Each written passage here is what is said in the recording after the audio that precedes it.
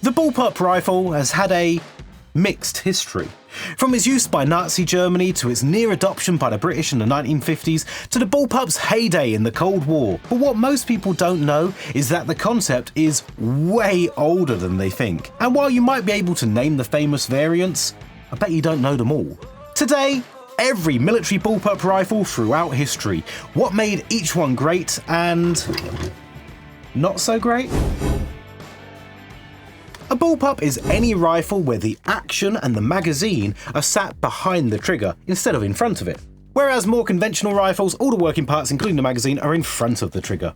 Even those super early hand cannons that you only see in paintings now were basically a cannon with a stick shoved on the back to get the flamey hot bit away from your boat race. And almost every rifle since has followed the same basic idea. So why the Bullpup? Well, because of wood, plastic or a metal stock may make things really comfy to fire, but it's not an efficient use of space. There's basically nothing in here. If you can get the working parts back into the stock, you can shorten almost any rifle design by 8 inches or so with no loss of performance. The downsides? Oh, there are a few. We'll come to that. The earliest known Bullpup firearm was built around 1860 by a London gunsmith named Revere. It was a heavy bench rest target rifle which weighed over 13 pounds and is now sitting in the collection of the British National Rifle Association, so not strictly a military rifle, more of a rich man's toy, but it was an important first step. 6 years later, William Curtis patented the first repeating Bullpup. Shoulder-fired, slide-action drum magazine. It never went anywhere, but the idea was getting out in the world. Clever designers making amazing designs, but nobody could quite make it work. Not to mention that in the 1800s, soldiers weren't exactly demanding something short for jumping in and out of a Humvee. In 1901, the Second Boer War had just wrapped up and mounted British infantry had been getting an absolute hammering from Boer marksmen with long-range Mausers. The Lee Enfield was powerful but huge, and awkward when you're on horseback. So Scottish inventor James Thorneycroft, working with engineer Mulberry Farquhar, fired a patent in July 1901 for a compact 303 British Bullpup with a 5-round internal magazine. On paper, it's brilliant. 7.5 inches shorter than the Lee Enfield, same barrel length, lighter, handier, but in practice, informal trials at the School of Musketry in Hythe in 1903 went about as badly as you can imagine. No one was actually going to buy the thing. Thorneycroft didn't exactly take the hint and kept refining it into 1907. By then, the short magazine Lee Enfield was already in production and the army had moved on. Lieutenant Colonel Armand Frédéric Faucon? We'll go with it. Armand Frédéric Faucon of the French Colonial Infantry had been kicking the Bullpup idea around since 1908. He called his invention the balanced rifle. He got a patent in 1911. Then, in 1918, when the First World War was finally winding down, he could get his hands on 2 Meunier A5 semi-automatic rifles to rebuild to his design. This was the world's first semi-automatic Bullpup, and it looked absolutely bonkers. The stock sat on top of your shoulder like a plank of wood, with a Shoshaw pistol grip dangling underneath and a collimator sight mounted off to the side. Picture a man trying to aim with a park bench, and you're about halfway there. But here's the interesting bit. The testers noticed they were less tired after long shooting sessions than with a conventional rifle. That rear-biased Bullpup balance genuinely worked. Sadly, the trigger linkage was an absolute nightmare, a problem that would haunt Bullpups for the next 100 years. So the evaluating officers took one look at it and just sort of decided to stop testing. Here's the bit that most people get wrong. The first Bullpup ever officially adopted by any military and the first to see combat was a Nazi weapon, but only sort of. The PzB M.SS.41 was originally a Czech design from Brno, started in 1937. But when Germany occupied Czechoslovakia, the SS got hold of it. It got rechambered to German 7.92 by 94 anti-tank cartridges and went into production in tiny numbers from 1941. So the Nazis were the first to use one, but they'd kind of nicked it from the Czechs, so how do you want to judge that? It was this crazy big bolt-action anti-tank rifle which was 13 inches shorter than the conventional PzB 38. On the plus side, it had a faster rate of fire, more compact, and 2-man crew could just about manage it. But on the downside, well, plus side, we didn't want the SS to win, but on the downside, by 1942, Soviet tank armour had got so thick that the rounds just bounced off.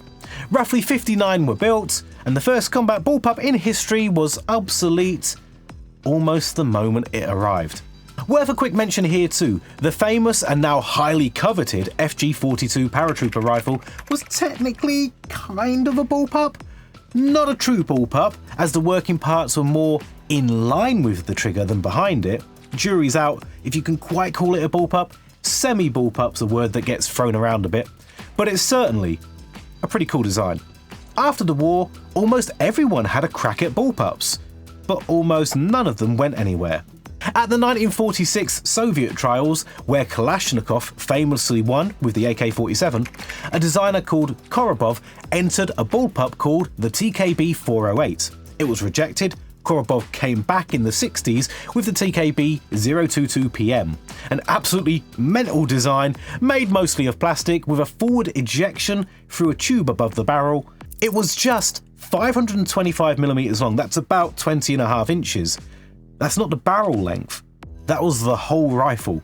It was far too complicated to mass produce, and it got rejected again. Meanwhile, across the pond, Garand himself designed a 7.62 bullpup called the T-31 in 1949. It almost looks fake, like a photoshopped cursed gun image. It's just crazy. It's got this huge gas expansion design, which looked bonkers and ran bonkers, where it would literally just clog with masses of carbon. Lots of clever engineers, lots of prototypes, nothing being adopted. And then Britain had another go, and this time, it actually worked. Briefly. After seeing what the Germans had done during the war with the STG-44, or the assault rifle concept of an intermediate cartridge in a fully automatic, lightweight rifle that allowed troops to carry more ammunition, the smart money was saying assault rifles were the future. So for most militaries, the race was on to get their own assault rifle. And in the 50s, the British kind of went mad and decided they're going to go as modern as they possibly can. So in 1951 they adopted the EM2, officially rifle number 9 Mark I, as their new standard service rifle. This was the first countrywide bullpup adoption in history. It was staggeringly ahead of its time. Bullpup layout, integrated carrying handle, built-in optical sight, select fire, and it fired a new intermediate cartridge called 280 British. It was effective to 800 yards, lightweight, accurate, well-balanced, and according to pretty much everyone who handled one, it was a genuinely brilliant rifle that lasted about 6 months. There's this whole complex political story here, but basically the US pressured NATO into standardizing on the more powerful 7.62 round, which killed the intermediate cartridge assault rifle concept in the West for almost 20 years, and forced the EM2 to be abandoned before it ever really got a chance. A massive what could have been story. The bullpup's golden era kicked off in 1977 when Austria adopted the Steyr AUG, also known as the STG-77, and this one finally actually worked. Extensive use of polymer, modular quick-change barrels, an integrated 1.5-time optical sight as standard, and a clever progressive trigger, where a light pull gives semi-auto and a full pull gave full automatic. It was reliable, accurate, ergonomic, and very futuristic. Adopted by Austria, Australia, Ireland, New Zealand, Saudi Arabia, and over 20 other countries. Critics say that it relies too much on polymer and that the built-in optic required a partial redesign of the whole rifle to switch to Picatinny rails later in its life, but it's still the gold standard of Cold War bullpups.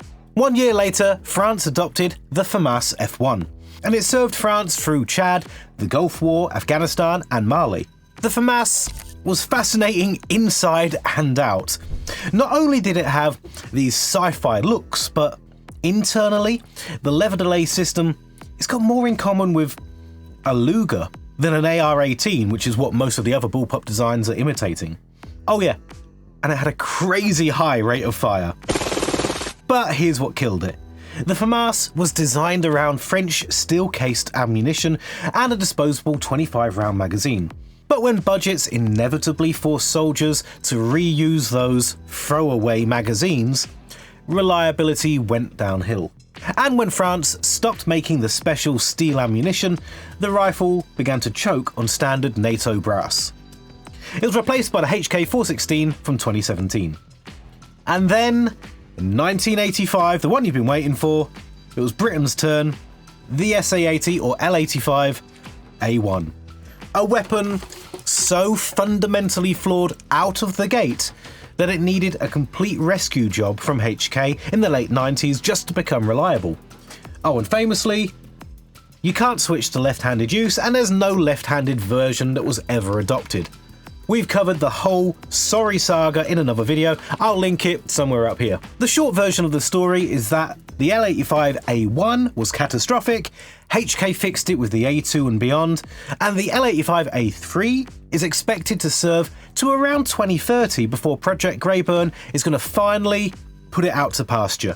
Oh, and none of the candidates being considered for Project Greyburn are actually bullpups. I guess that tells you something. Starting to spot a pattern?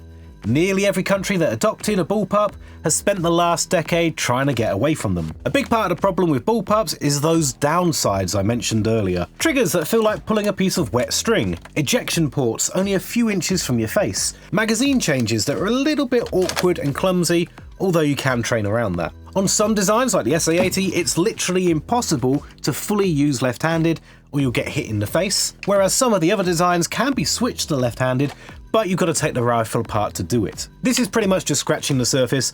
There are plenty of other issues too. A quick detour back across the water to the States, because this one's a belter.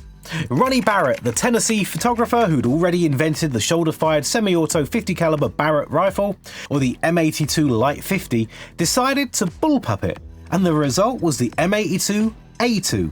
The idea was simple. The standard M82A1, which was nearly 57 inches long and weighed 29 pounds, that's close to 13 kilos, was kind of miserable to shoot in any other position than prone or firing off a rest with the bipod. So Barrett shifted the pistol grip forward of the magazine, stuck the butt pad under the receiver behind the magazine, and added a forward vertical grip. Suddenly you could shoulder fire a 50 BMG fairly easily, standing up and shooting it like a blooming rocket launcher. What was it for?